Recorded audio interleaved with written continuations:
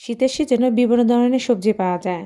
আর এই সবজির ভিতরে একটি সবজি হচ্ছে বাঁধাকপি। আর এই বাঁধাকপির সাথে যদি আরও কয়েক ধরনের সবজি মিলিয়ে ভাজিটি করা যায় তাহলে কিন্তু আমার কাছে খুবই ভালো লাগে। তো আমি এখানে বাঁধাকপির সাথে সিম আর গাজর কুচি করে কেটে নিয়েছি। তো এখন প্যানে পরিমাণ তেল দিয়ে এতে কুচি করা পেঁয়াজ আর রসুন কুচি দিয়ে নিয়েছি। এখন এই পেঁয়াজ আর রসুনটা আমি বাদামি হওয়ার আগ পর্যন্ত একটু ভেজে নিব। আর রসুনটা দিলে একটা বাগারের একটা ঘ্রাণ আসে, আমার কাছে খুবই ভালো লাগে। এই পর্যায়ে আমি একটু কালো জিরা দিয়ে নিয়েছি। এটা ইচ্ছা করলে নাও দিতে পারেন বা ইচ্ছা করলে জিরাও দিতে পারেন, এটা আপনাদের ইচ্ছা। আমার কাছে ভালো লাগে তাই দিয়ে নিয়েছি।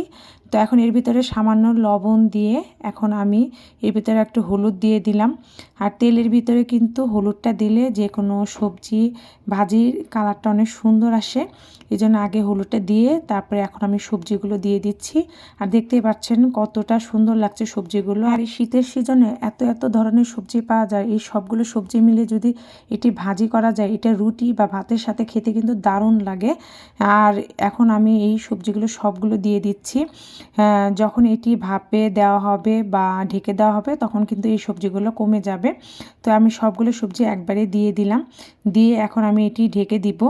ঢেকে দিলেই সবজিগুলো কমে যাবে।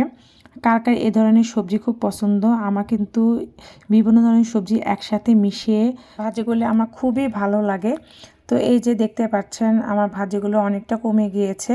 আর এখন এই কারণে আমি একটু ঢেকে দিচ্ছি যাতে এটা কমে গেলে একটু নাড়াচাড়া করতে সুবিধা হয়। তো ঢেকে দেওয়ার পরে বাঁধাকপি আর অন্যান্য সবজিগুলো একদম কমে গিয়েছে। তো এখন আমি নেড়ে চেড়ে দিচ্ছি।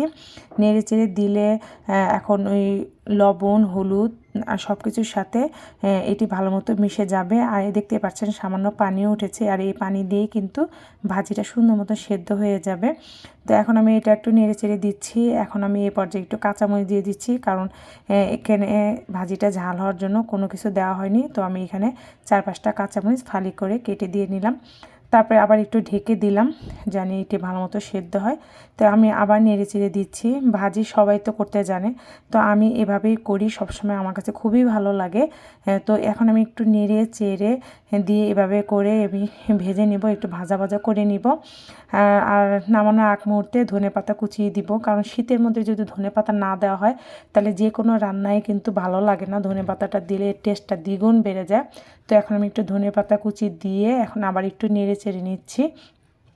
এখন এই যে নেড়ে চেড়ে না হয়ে যাওয়ার পরে আমি আর 2-3 মিনিট একটু ভেজে নেওয়ার পরে দেখতে পাচ্ছেন আমার ভাজিটা একদম হয়ে গিয়েছে, অনেক কমে গিয়েছে। আর দেখতে কিন্তু অনেক সুন্দর হয়েছে, খেতেও কিন্তু দারুণ মজা। আমি এটি রুটির সাথে খাবো। আর আপনারা যে যেটা দিয়ে খেতে চান খেতে পারেন, খুবই ভালো লাগে। তো আজ এই পর্যন্ত, সবাই ভালো থাকবেন, সুস্থ থাকবেন, আল্লাহ হাফেজ।